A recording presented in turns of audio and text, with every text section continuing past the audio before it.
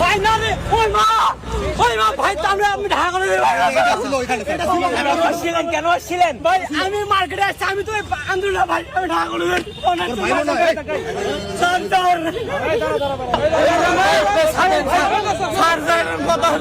আমি দেখাচ্ছি স্যার, এটা কোনো কথা হলো না ভাই, মারছে ভাই, ডিসি মাসে না আসলে আমাকে মারি ফেলতো, উনি আসে আমার সেভ করছে।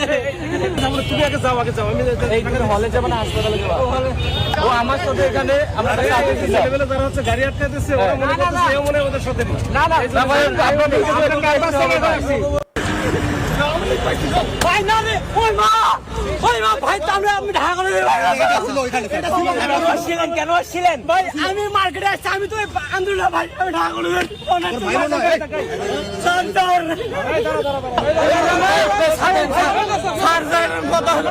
আমি দেখাচ্ছি স্যার, এটা কোনো কথা হলো না ভাই, মারছে ভাই, ডিসি মাসে না আসলে আমাকে মারি ফেলতো, উনি আসে আমার সেভ করছে।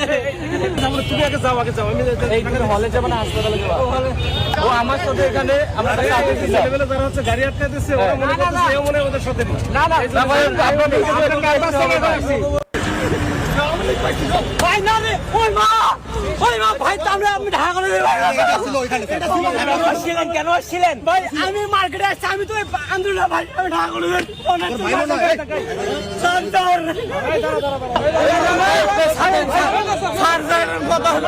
আমি দেখাচ্ছি স্যার, এটা কোনো কথা হলো না ভাই, মারছে ভাই, ডিসি মাসে না আসলে আমাকে মারি ফেলতো, উনি আসে আমার সেভ করছে।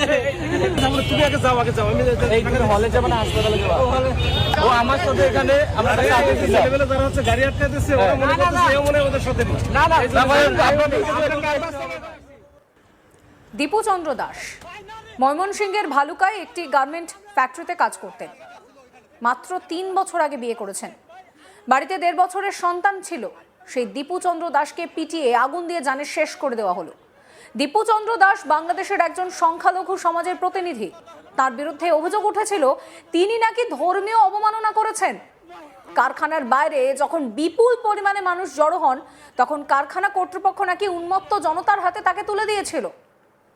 কেমন ছিল দীপু দাসের জীবনের শেষ কয়েকটা ঘন্টা?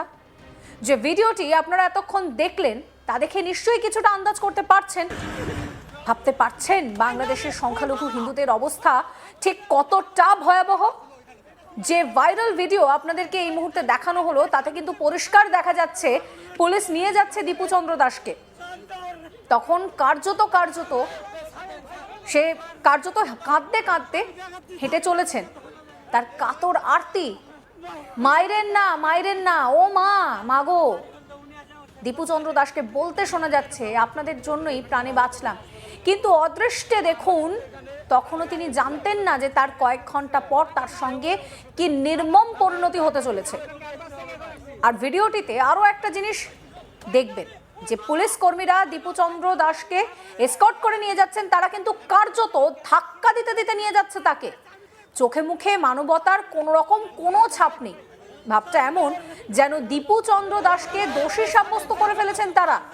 পরে দীপু চন্দ্র দাসকে ঢাকা ময়মনসিংহ হাইওয়েতে গাছে বেঁধে পিটিয়ে জ্বালিয়ে জানে শেষ করে দেওয়ার অভিযোগ উঠেছে। একজন গরিব হিন্দু পরিবারের একমাত্র রোজগারের সদস্য ছিলেন দীপু চন্দ্র দাস। তার এই মৃত্যু কিন্তু আরো একবার চোখে আঙুল দিয়ে দেখিয়ে দিচ্ছে যে বাংলাদেশে সংখ্যালঘু হিন্দুদের ঠিক কি অবস্থা। যদিও দীপু চন্দ্র দাসের বিরুদ্ধে ওঠা যাবতীয় অভিযোগ অস্বীকার করছে তার পরিবার। তার ভাই সহ পরিবারের সদস্যরা জানিয়েছেন ধর্মীয় অবমাননা করার মতো মানুষ দীপু নয়। যদিও এত বড় ঘটনার পর বাংলাদেশের ইউনূসের নেতৃত্বাধীন অন্তর্বর্তী সরকার এখনো পর্যন্ত অফিসিয়ালি কোনো বিবৃতিই দেয়নি। পরে ভারতীয় বিদেশ মন্ত্রকের তরফে এই বিষয়ে কড়া প্রতিক্রিয়া জানানোর পর কার্যত নড়ে চড়ে বসতে বাধ্য হয় ইউনূস প্রশাসন। জানা গিয়েছে দীপু চন্দ্র দাসের বাড়িতে গিয়ে তার স্ত্রীর হাতে চাকরির নিয়োগপত্র তুলে দেওয়া হয়েছে। ঘটনার নিন্দা করেছেন স্বয়ং মোহাম্মদ ইউনূস। এই ঘটনায় রীতিমতন চাঞ্চল্য ছড়িয়েছে। আর এই প্রতিবেদন লেখা পর্যন্ত গ্রেফতার করা হয়েছে 12 জনকে। আপনাদের সেই ভিডিও আরো একবার দেখাবো, দেখুন। ভাই তো আমি ঢাকা কেন আসছিলেন ভাই? আমি মার্কেটে আসছি, আমি তো আন্দোলন ভাই, আমি ঢাকা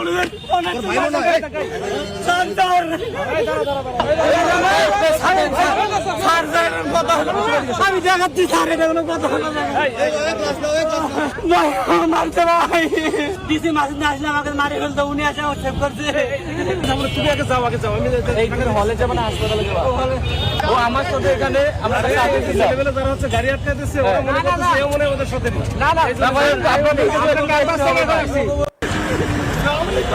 ভাই না রে, ওই মা ভাই, তাহলে আমি ঢাকা কেন আসছিলেন ভাই? আমি মার্কেটে আসছি, আমি তো আন্দোলন ভাই, আমি ঢাকা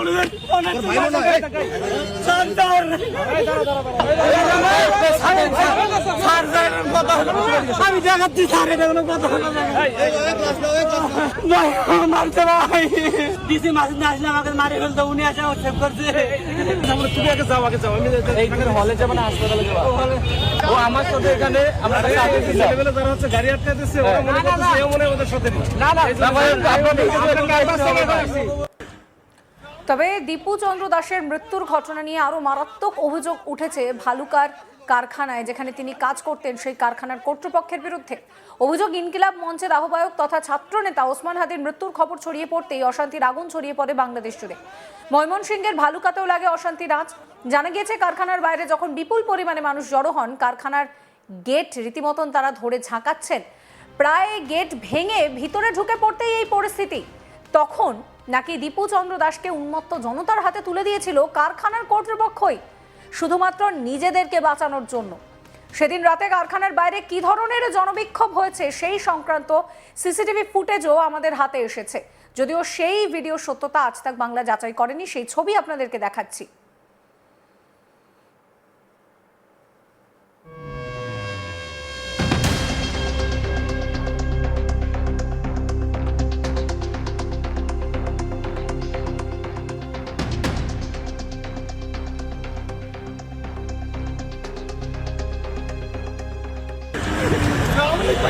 ভাই না রে, ওই মা ভাই, তাহলে আমি ঢাকা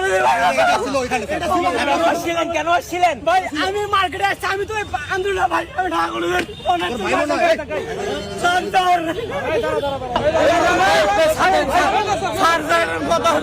আমি দেখাচ্ছি স্যার, এটা কোনো কথা হলো না ভাই, মারছে ভাই, ডিসি মাসে না আসলে আমাকে মারি ফেলতো, উনি আসে সেভ করছে। তুমি আগে যাও আমি এইখানে হলে যাবো না হাসপাতালে যাবো। ও আমার সাথে এখানে আমরা ছেলেবেলা যারা হচ্ছে গাড়ি আটকে দিচ্ছে, ওরা মনে করতেছে এও মনে হয় ওদের সাথে নেই।